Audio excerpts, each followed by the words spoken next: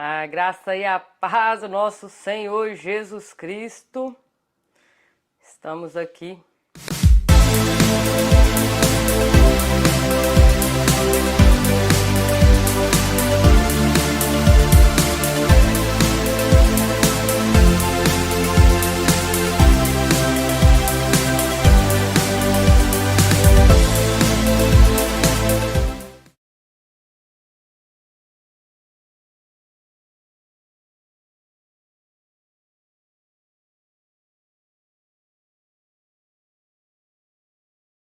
Como flecha polida voarei, o dono do arco é fiel.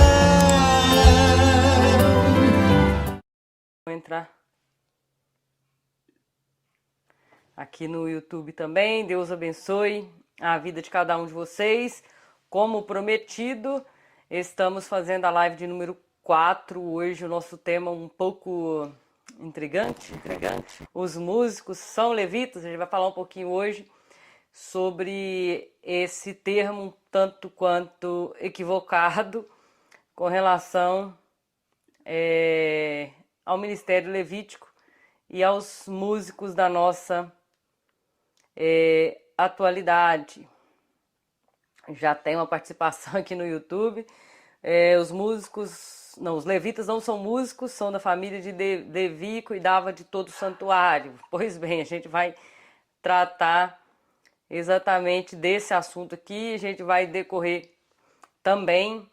Aqui a gente vai falar um pouquinho de Jesus, o ministério de Jesus e a questão do Antigo Testamento, como Jesus lidava com essa questão do Antigo Testamento. As outras lives eu estava lá fora no quintal, mas agora eu estou aqui no meu pequeno escritório aqui, porque está chovendo. Tá aqui, ó, meu escritóriozinho. Quem está aqui no YouTube tá vendo. Não vamos, tá, fazer hoje lá fora. Queria ir para a praia fazer aqui a live, mas não deu. Comenta aí de onde vocês são e o que vocês quiserem tirar dúvidas, perguntarem, pode ficar à vontade. Estarei aqui para ajudar. A gente está aqui com um probleminha na mão, tá? Um probleminha que a gente vai tentar resolver hoje, que é a questão do não tem necessidade de estudar o Antigo Testamento. A gente está dentro desse padrão já há muito tempo, dentro da igreja, que não há necessidade de estudar o Antigo Testamento, nenhum conhecimento das línguas originais do hebraico vai mudar nada no contexto, e a gente sabe que é o contrário, que sim, as coisas mudam quando você conhece o Antigo Testamento na sua realidade, no que tange o relacionamento de Deus com Israel, tá? Meus alunos já conhecem essa pergunta, vou perguntar para vocês: Jesus nasceu na graça ou na lei? Se quiserem responder, pode responder aí.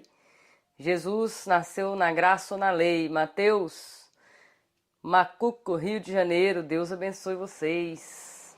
Jesus nasceu na graça ou na lei? Respondem aí. As lives 1, 2 e 3 estão gravadas, tá? Estão no YouTube e no Instagram, para vocês assistirem e revisarem também. O que a gente está fazendo aqui? Fazendo um estudo, às vezes intrigante, que mexe um pouquinho com as nossas premissas, tá? O estudo é exatamente para isso, para dar aquele clique, para mexer um pouquinho naquilo que está quieto aqui na nossa mente. Então dá aquele clique. Opa, é assim? Pastor Ronaldo, Deus abençoe. Então o estudo faz isso. O estudo vem trazer para nós aquela virada de chave. É assim? Vou procurar, vou estudar. É para isso que nós estamos aqui, para intrigar vocês a procurarem numa fonte que é uma fonte infinita, fonte eterna. Nós estamos aqui então falando dos levitas. Na quarta-feira vamos falar sobre o ministério levítico em si mesmo. E vamos finalizar na sexta-feira falando sobre sabedoria, tá? Vamos fechar essa série de 6 lives e aí só no próximo mês ou quem sabe quando eu trago mais essa série de lives para vocês. Eu gosto de fazer uma série porque tem uma sequência. Se eu for falar para vocês tudo que eu quero falar aqui, vai dar 4, 5, 6 horas. Então a gente reparte essas horas e tudo bem. Tá uma demanda então de pastores, líderes e professores que apresentam desinteresse em aprender o Antigo Testamento. Não sei se vocês já encontraram alguém assim, mas eu já encontrei, tá? Pastores, professores que apresentam um pouco de desinteresse em aprender o Antigo Testamento quando pregam, falam às vezes com pouca propriedade ou evitam textos complicados, não entendem as conexões dos textos. E as pessoas que não entendem que o conhecimento do Antigo Testamento ele é acompanhado do entendimento das línguas originais do hebraico, e sim, elas vão trazer verdade ao texto, vão melhorar a sua pregação, vão melhorar o seu entendimento da graça. Responde para mim, Jesus nasceu na lei ou na graça? Só responde aí, lei ou graça, que eu vou entender o que vocês estão pensando aí agora. Jesus nasceu na lei ou na graça? Precisamos entender a lei ou não?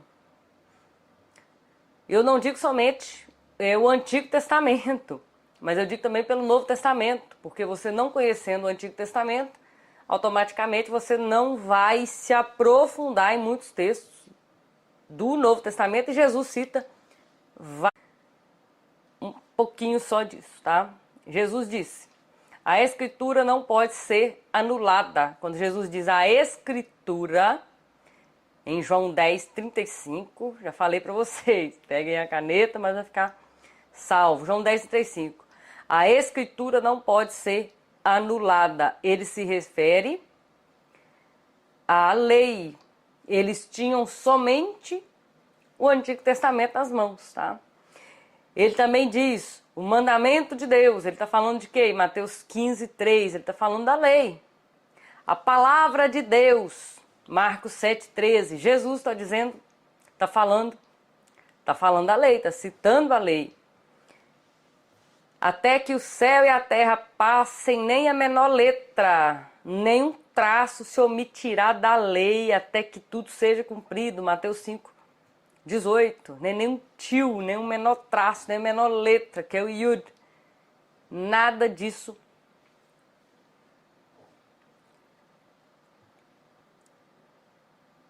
se omitirá da lei. Precisamos sim entender a lei. Jesus falava, Mateus 22, 31, não lestes o que foi dito por Deus? Ele está falando de quê? Está falando da lei. Sim. E você nunca leu da boca das crianças e dos bebês vem o melhor louvor.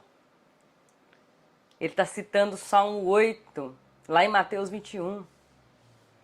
Depois ele diz, você não leu o que Davi fez?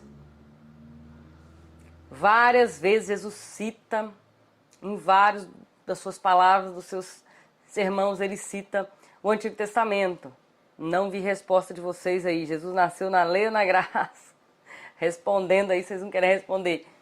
Jesus nasce na lei e cumpre toda a lei. Tá? Com ele vem a graça, mas ele nasce e cumpre toda a lei, passo a passo. Jesus citou Gênesis, ele cita o livro de Gênesis, em Marcos capítulo 10, ele fala, portanto, deixará o homem, pai e a mãe, e unir-se-á a sua mulher, portanto, já não são dois, mas uma só carne. Ele cita o que está lá em Gênesis, fala da autoridade da palavra de Deus sobre o casamento. Êxodo também, ele fala de Êxodo, honra teu pai, a tua mãe, não dê falso testemunho, não roube, quando ele está conversando ali com aquele jovem rico, ele está em Lucas 18, né? Ele cita a lei para ele. E por aí vai, Jesus vai citando vários textos, até mesmo Jonas, ele cita, fala de Jonas, ele fala do livro de Zacarias, lá em Mateus 26, ele cita várias vezes, e é um infinito de vezes aqui que ele fala se eu achar aqui, ele fala de Abraão, de Isaac, de Jacó, fala de Salomão, de Elias, Eliseu, ele cita a circuncisão, fala sobre o maná, Sodoma e Gomorra, Adão e Eva, Caim e Abel, e várias outras eu deixei aqui nos comentários do YouTube, deixei no comentário do YouTube aqui, um link com, às vezes está lá, escrito por Don Stewart, às vezes que Jesus cita o Antigo Testamento. São várias vezes. É importante, então, aprendermos o Antigo Testamento para entendermos a realidade da igreja hoje, sim, porque assim nós não vamos nos equivocar e usar termos como o levita. Nós não vamos trazer a arca da aliança para o altar, que é bem equivocado também. É errado, é certo. A gente não está aqui para dizer se é certo ou se é errado, mas eu vou dizer para você que é bem equivocado. Porque as pessoas não entenderam a função realmente da arca e entender que ela nunca foi vista.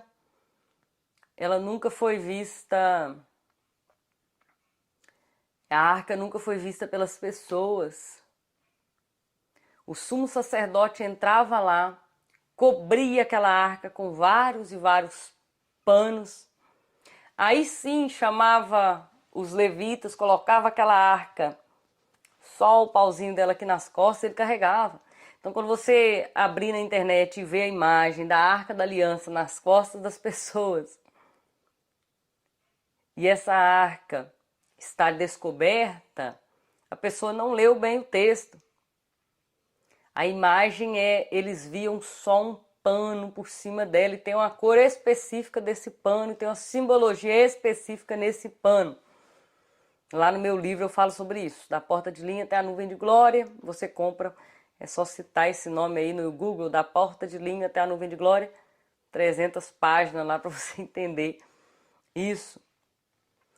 A glória de Deus estava ali, mas estava coberta. De nenhuma forma as pessoas do lado de fora viam, de maneira nenhuma. Aquilo era importante demais para ser visto do lado de fora. E aí vem aqueles levitas com essa função aí de carregar a glória que não era deles, né? Então nós vamos aí entrar nesse assunto. Nós vamos falar na live de quarta-feira sobre as funções dos clãs, sobre a divisão das tarefas das tribos, é bem interessante. E hoje a gente vai falar por que os músicos são chamados levitas, por que são chamados de ministério levítico da igreja. Isso existe realmente? É um fato para pensarmos. Comente aí, eu quero entender o que você está pensando, eu não quero julgar aqui se está certo, se está errado. Não vou dizer isso, eu estou aqui como um ajudador auxiliar a você entender alguns passos, se você quiser aceitar ou não, tá? Eu estou aqui para ensinar. Colocar isso na cabeça de vocês é você mesmo. O ensino é como um banquete, né? Vocês já foram aí no self-service? Às vezes a gente vai, eu gosto muito de ir aqui nos Estados Unidos, tem um self-service chinês. Gostoso. Eu gosto de comida, um franguinho doce lá, as coisas gostosas. E lá tem frutos do mar, cru. Eu não gosto. Então aquilo que eu não gosto, eu pulei e fui para outra parte. Não deixo de ir. Só que eu não como, tá? Não faz bem. Tá bom? Tá aqui num banquete, você alimenta aquilo que te faz bem. Ministério Levítico da igreja é aprovado? Existe. Eu posso dizer que os músicos são os levitas da igreja, eles trazem a glória nos seus ombros para dentro da igreja. Opa! E aí? Eu já escutei isso no altar, creio que vocês também já ouviram. Não é possível que só eu ouvi isso. Eles trazem a glória nos seus ombros aqui para a igreja. Será? Será que essas pessoas entenderam o que o Espírito Santo está fazendo aqui em nós? Quando Jesus disse, eu vou ao Pai, mas vou enviar-vos o Consolador que estará com vocês até a consumação dos séculos. Estará aqui. E uma das funções do Espírito Santo que é muito linda é refrear o pecado, restringir o mal. Vamos lá, vamos explicar um pouquinho só. Quarta-feira a gente fala mais. Quem eram os levitas?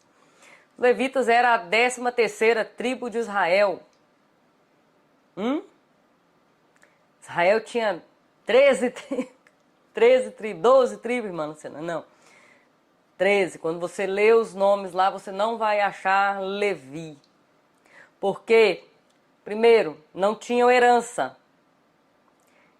Deus disse, a herança de vocês será o próprio Deus. Não tinham território. Israel foi dividido em 12 partes. Não tinham território. Mas eles moravam aonde?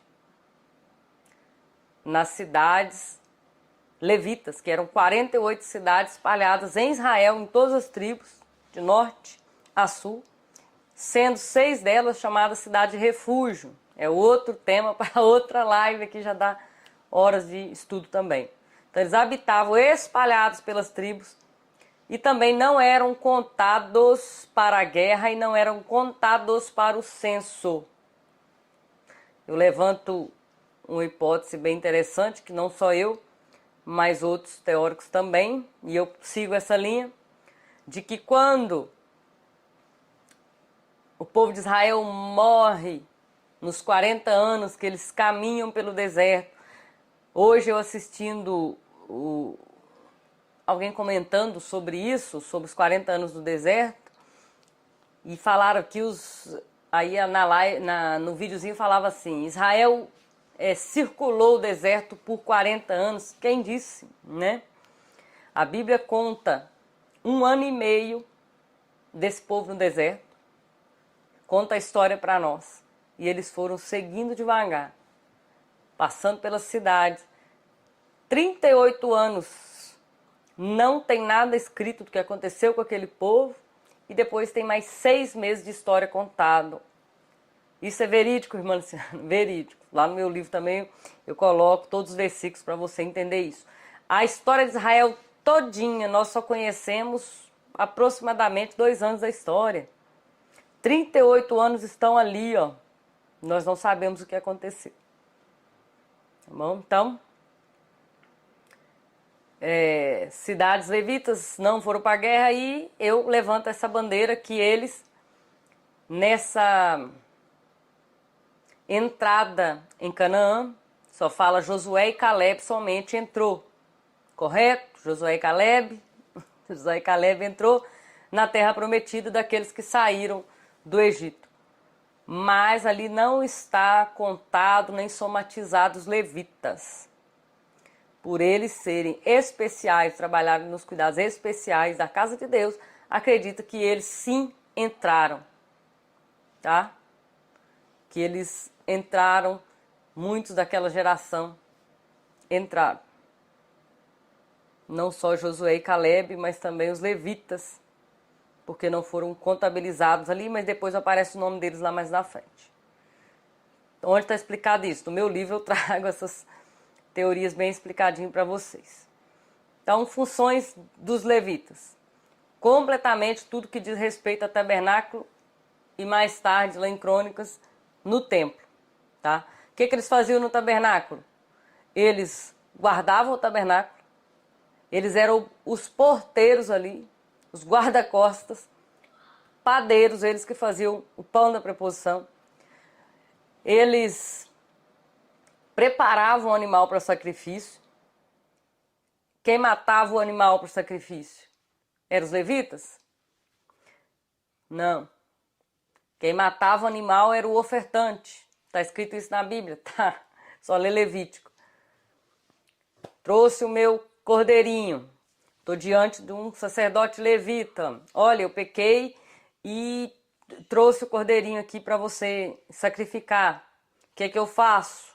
Como pecador, diante do cordeirinho, coloco as minhas mãos sobre a cabeça do cordeirinho, como que passando ali a minha culpa para o cordeiro. Eu degolo, mato o bichinho, e aí quem vai fazer o restante do sacrifício é o levita. Levá-lo para o altar, tirar ali as partes que precisam ser tiradas, colocar no fogo as partes que precisam ser colocadas, tá? Entendido? Esse ponto, vocês sabiam disso? Que quem matava era o próprio pecador?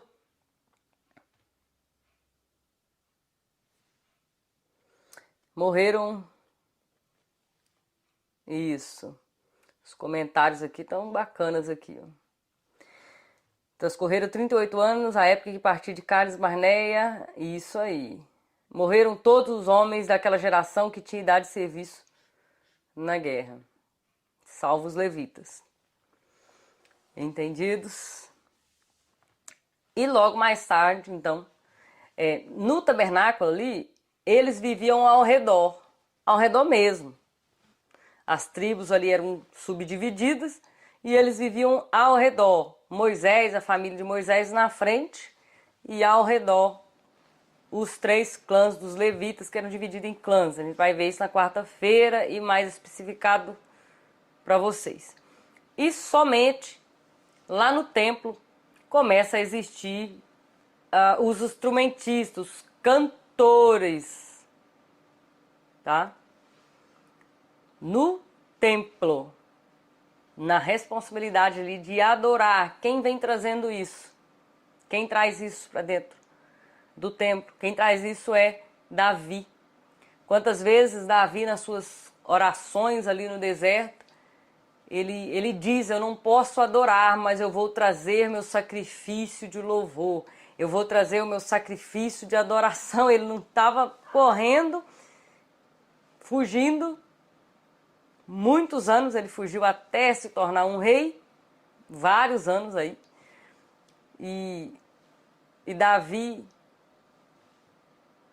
quando ele não tem onde adorar, não pode ir no templo, está no tabernáculo, ele então entrega para Deus aquilo que ele sabia fazer, que é tanger a sua harpa e adorar. Então Davi vem trazendo e adaptando essa adoração como um sacrifício. O sacrifício dos meus lábios, o sacrifício de louvor. Então ele vem trazendo isso pela falta de estar ali adorando no templo e fazendo da maneira correta. Isso aí é um tema também extenso aqui para nós. Se vocês não entenderam alguma parte, pode perguntar que eu volto aqui e explico para vocês.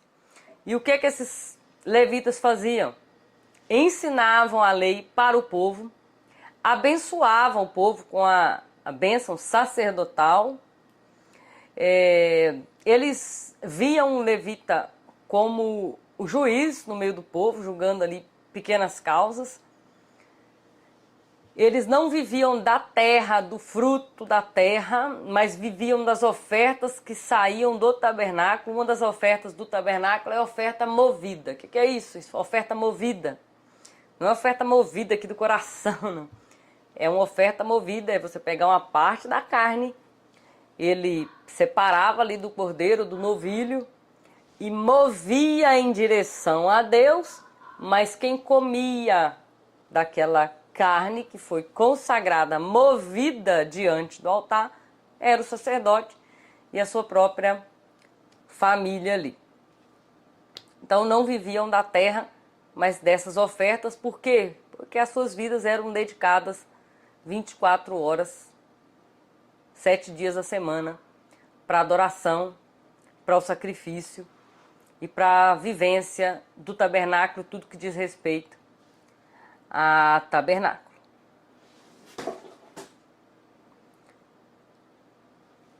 Dúvidas? O que eu tenho mais lembrando aqui deles, né? A herança deles é o próprio Deus, então não viviam, respiravam o templo. Dos 20 anos, que seria a idade de preparação para a guerra, mas eles estavam preparando para o tabernáculo, né? Então, dos 20 anos aos 25 anos, eles estavam num período preparatório. Estavam sendo ensinados. A Bíblia diz isso, versículo por versículo. E eles estavam sendo ensinados. E eles se aposentavam aos 50. O que esses aposentados ali, levitas, faziam? Eles ensinavam os mais novos, como que num ciclo contínuo de ensinamento e instrução, para que nada se perdesse. Dizem até que os escribas são levitas, porque estavam ali naquela função de 24 horas fazerem e trabalharem para o Senhor e guardar e proteger e queimar e limpar muita cinza, muito sangue ali no tabernáculo e muita função para eles fazerem. Mais tarde vieram como cantores e instrumentistas. Até aí nós estamos entendidos. Quarta-feira a gente vai falar um pouquinho sobre esses 3 clãs, funções deles, mais especificadamente, trazer os versículos para vocês. E hoje a gente vai somente responder uma pergunta. Os músicos podem ser chamados, podem ser considerados levitas da igreja? Eu creio que não. Já falei ali no início que a interpretação equivocada do Antigo Testamento pode gerar atraso no conhecimento real do texto, e que vimos que Jesus não nega a importância do Antigo Testamento. Tá? Então dizer que o Novo Testamento nos dá base para isso, não. Nem o Novo Testamento nem o Antigo Testamento. Chamar alguém que serve no templo de levita, nós deveríamos chamar então o porteiro de levita, aquele que eu já limpei a igreja há muitos anos aqui, 2 vezes por semana. Chamar o porteiro de levita, se partirmos para essa premissa de chamar de levita, porteiro, irmã do ciclo de oração, o cara da mesa de som, aquele que trabalha com o audiovisual da igreja, todos seriam então chamados de levita. Chamar alguém que serve no templo de levita é dar a ele um título de judeu da tribo de Levi. O que nós sabemos que não é bem assim e não deve ser aplicado assim. O título que nos é dado é de cristãos, aqueles que se parecem em suas ações com Cristo.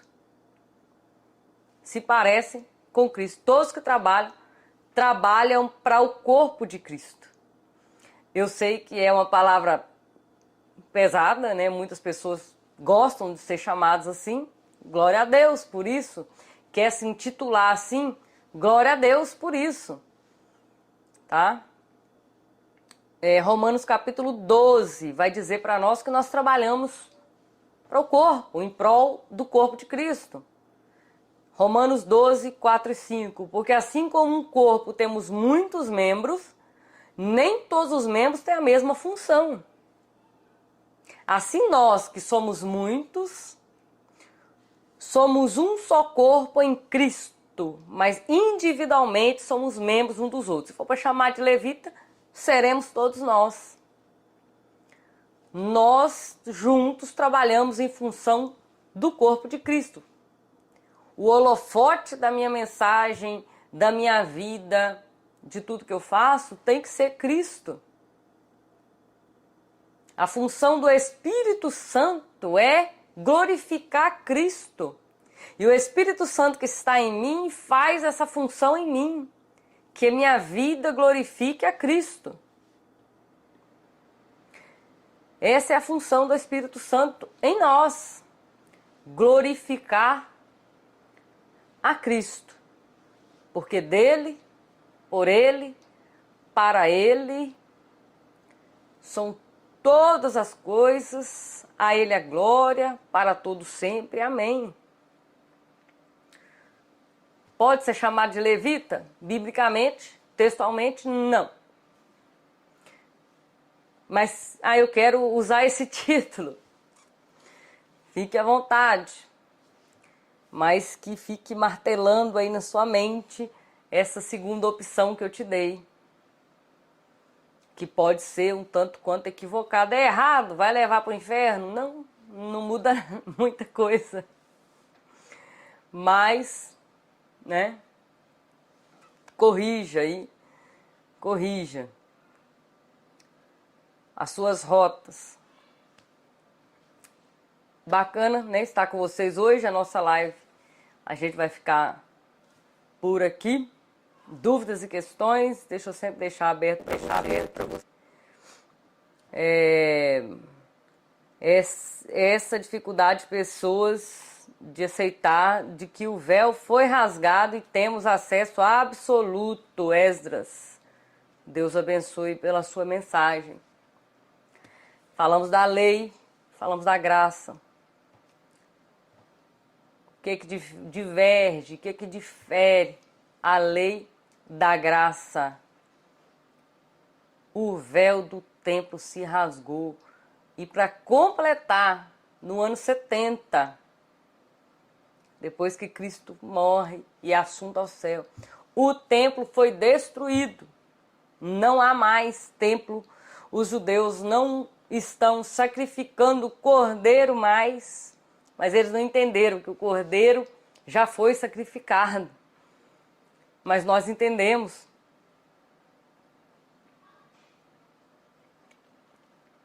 Isso. Shalom, Deus abençoe. Entre nós é Cristo. O sacerdote maior e levita maior, que está escrito aqui, Esdras, é Cristo. Quem cumpre essa função de sacerdócio é Cristo. Mas ele também nos chama. Eu vos chamei de geração eleita, sacerdócio real. Podemos ser chamados levitas? Sim, todos nós então. Como sacerdócio real. Não um sacerdócio levita, mas um sacerdócio real em Cristo. Escolhidos como nação santa e eleitos em Cristo. Nosso ponto de referência vai ser sempre a mesma tecla. Cristo, em Cristo.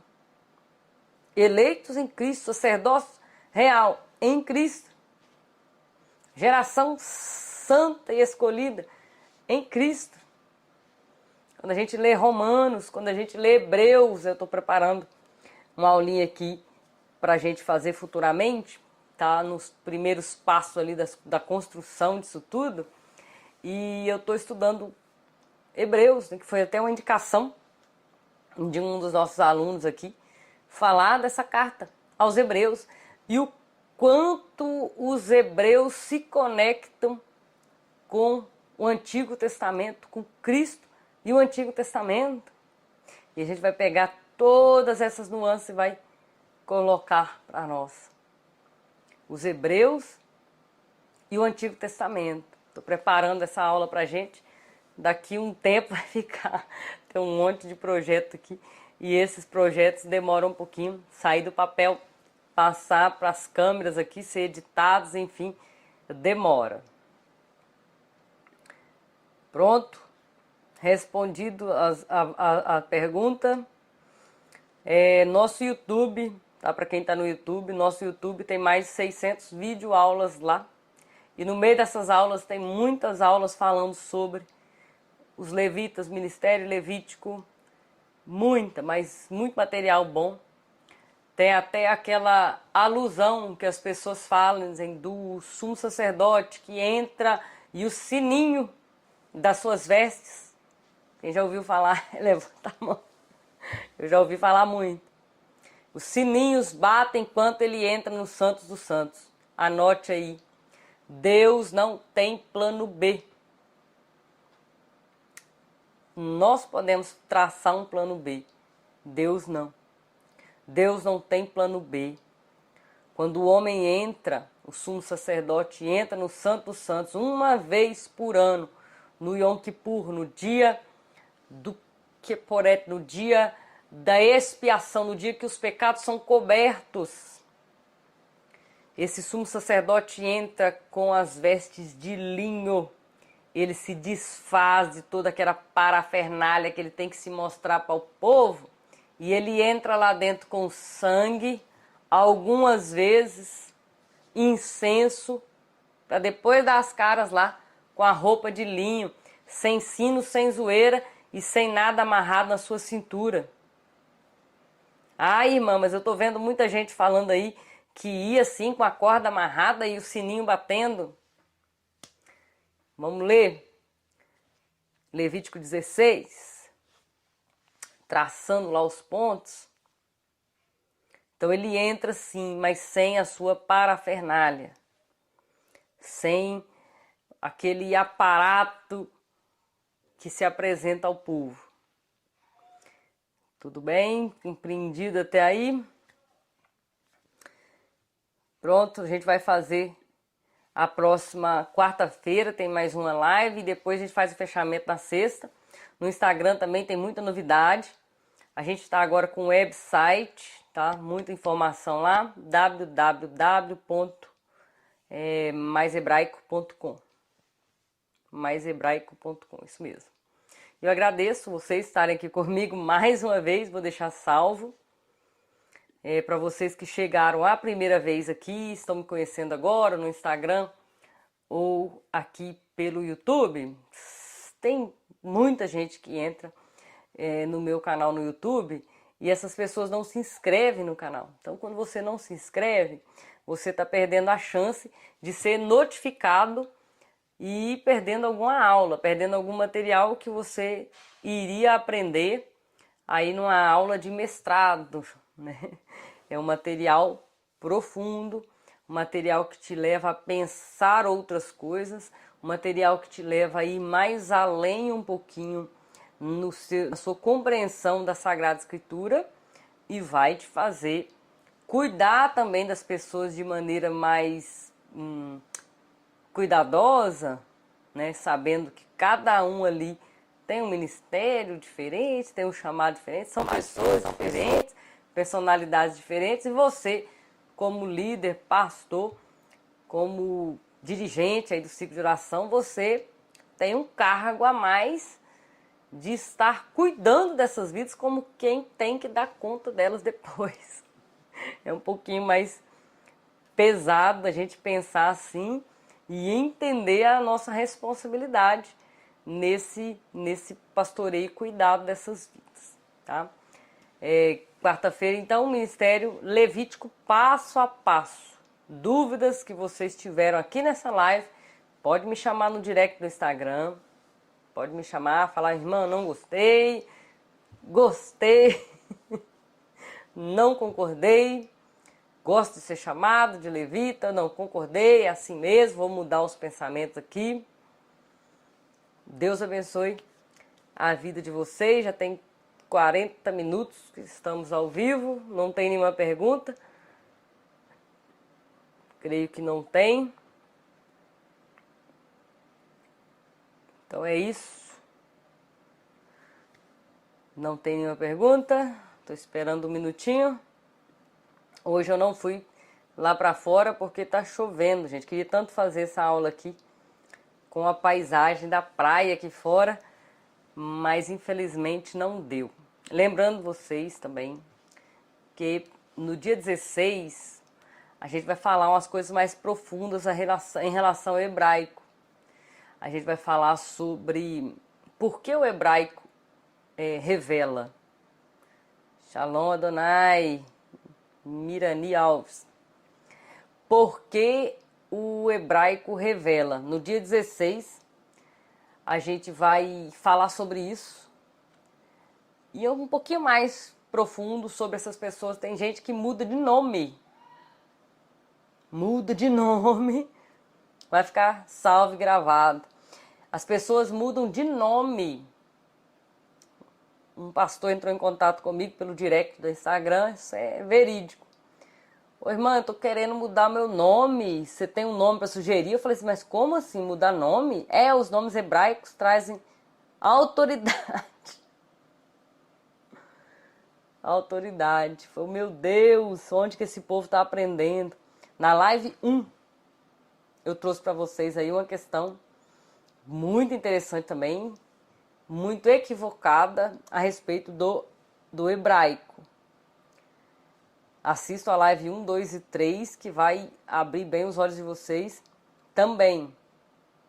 Mas o fechamento mesmo vai ser dia 16 e dia 16 é só para quem tiver inscrito, tá? Quem tiver inscrito, tá indo lá um linkzinho lá, você no dia 16 abre aquele link que você vai tá podendo ali acessar aquela aula. Eu creio que eu deixei lá os links para vocês nos horários certinhos, tá? Então só abrir aquele link, tá lá o horário certinho. A primeira aula vai ser gravada ao vivo. A segunda e a terceira eu vou replicar aquilo que já foi gravado, que eu deixei 3 horários lá. Tá bom? Combinado assim? Então estejam na primeira aula 16. Onde eu encontro esse link? Esse link se encontra no www.maisebraico.com. Facinho de você encontrar, tem na bio do Instagram, tem no YouTube aqui, para todo lado você encontra esse link. Deus abençoe a vida de vocês. Até quarta-feira, se Deus assim nos permitir. E sempre que você vier para a nossa live, para a nossa transmissão ao vivo, traga mais traga mais pessoas, que essas pessoas venham também aprender e crescer na graça e no conhecimento de Deus. Não adianta você aprender, encontrar aí encontrei as palavras-chave, fala essa palavra que as coisas vão acontecer. Não é bem assim. A gente vai falar lá, porque o hebraico revela, a gente vai falar um pouquinho também desse conteúdo dual em cima do hebraico. Por que isso acontece e como isso tem acontecido, né? Fala essa palavra que vai dar certo, chama Jesus de Yeshua que vai dar certo. Será que é isso mesmo? Vou deixar para falar isso no dia 16 com vocês. Deus abençoe a vida de cada um de vocês.